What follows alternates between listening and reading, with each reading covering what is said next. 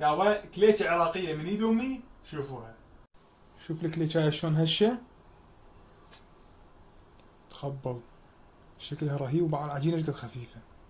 عندنا هنا هيل راح نطحنه، هذا كله للعجين. لا، شوية للتمر وشوية بيد الجوز. طحناه كلش ناعم، طبعا ريحته ريحة كليجة. هذا طن زبدة، ايش قد هاي؟ هاي 300 غرام. اسهل شي موعة بالمايكرويف، راح نخليه على اعلى شي، ودقيقة واحدة، دقيقة ونص. يابا الوالدة تقول لازم بس يكون هيج باعه كلش طري ومو ذايب وحار يعني. نخلي الطحين،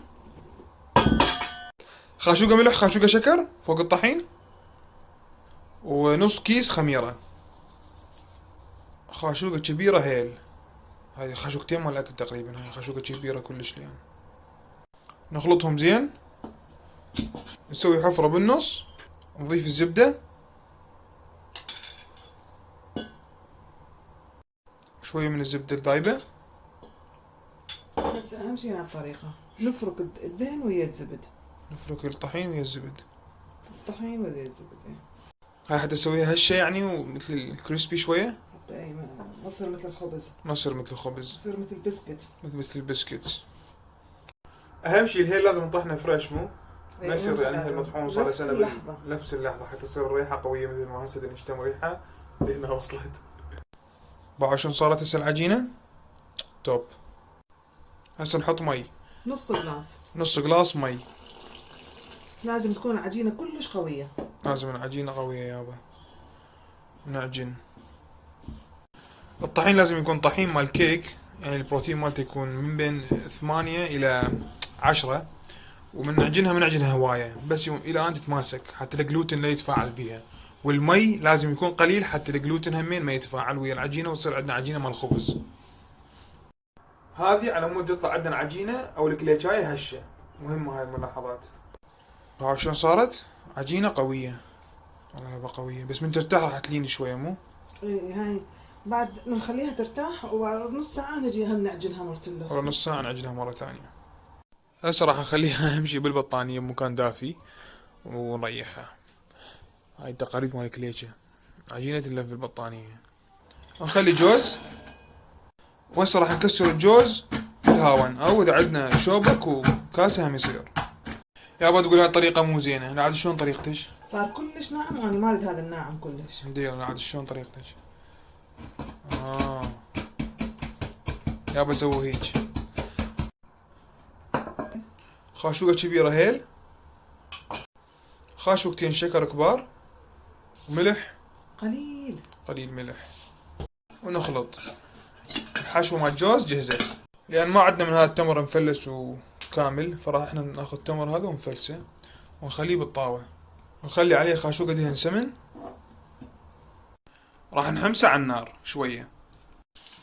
بهاي المرحلة بدا يموع التمر. اوكي. الهرسة بالدهن نحط الهيل اخر مرحلة الهيل، نخلي كمية لا قليل.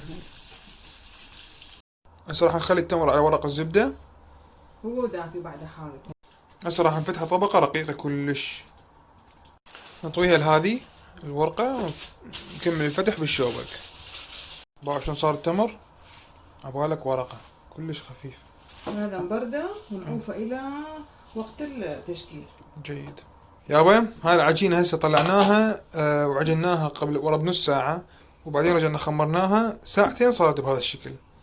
يعني نص ساعة أول شي ونعجنها، وبعدين نخمرها ساعتين يصير عندنا هيج. نقطعها 4 أجزاء. أكثر من 4. يابا أكثر من 4. سويهم على شكل كرات. أنا أسوي أحسن، انطيني إياهم وأنا أسوي محسن، تعالي تصوري. بعد تزميها العجينة هيج، تسوي بيها شوية هيج كرات بهاي الطريقة، تخليها على الكاونتر، دفعين والسحبين، دفعين والسحبين، دفعين والسحبين.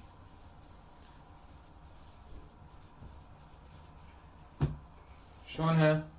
بعد شلون مرتفعة ولازم ننفذها. نفتحها بالشوبك، باعوا ما نحتاج لا دهن ولا زيت ولا أي شي، لأن هي العجينة تكون دهينة. باعوا كمية الهيل تشوفوها هيج بيها مثل الحبوب، يعني خوش كمية هاي. قطعهم دوائر. تقدرون تستعملون جلاس، كوب، اي شي كله يشتغل. هسه نشيل الاطراف الزايدة، نقدر نسويهم مرة ثانية كليشة همين.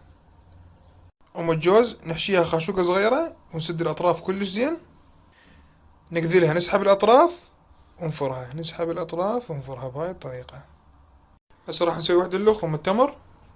ايه اوكي. التمر هسه. هم نفس الطريقة نفتحها بالشوبك، تسويها خفيفة. هسه اخفف من هذيك ام الجوز. هاي نقصها كلها. اوكي. خلي التمر فوق العجينة اللي سويناها. هسه راح نفتحها فوق العجينة. نبرم العجينة مال ام التمر بهاي الطريقة. نفتحها بهذا الشكل. وهسه راح نبدي نقصقصها بزاوية. اوكي. بعد شلون صار عندنا طبقات مال تمر. خليه شوي على الضوء. اي رهيبة. مفتاح مال البيت تسوي بيه هذا الاشكال، يعني الا مفتاح مال البيت ما يصير شوكة. ايام قبل بالمفتاح. يابا بالمفتاح. حلو هاي الشكل. نفتح العجينة مرة ثالثة. هاي مرة ثخينة تصير. نقصهم على شكل دائرة. هذول بيه شاي شوي يكونوا مالحين، شي رهيب. دلالها شاي العبي بيها فضينا. يلا روحي هذه. شنو هاي؟ ليش واحدة فوق اللخ؟ هسه راح تشوف. راح نشوف. اوف دير بالك سكينة حادة والله. نفتح. شلون صارت؟ شكل تقليدي تراديشنال.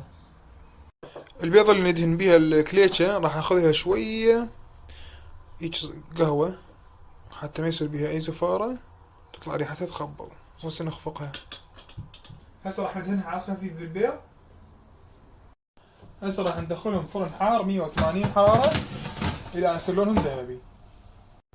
طبعا كملناهم. هلكنا يعني صعب واحد يصور ويشتغل. خلينا مجموعة بالفرن خلينا اشوفكم اياها. ايبا باعوا الشكل اللي تشوفوا شلون رهيب رهيب رهيب.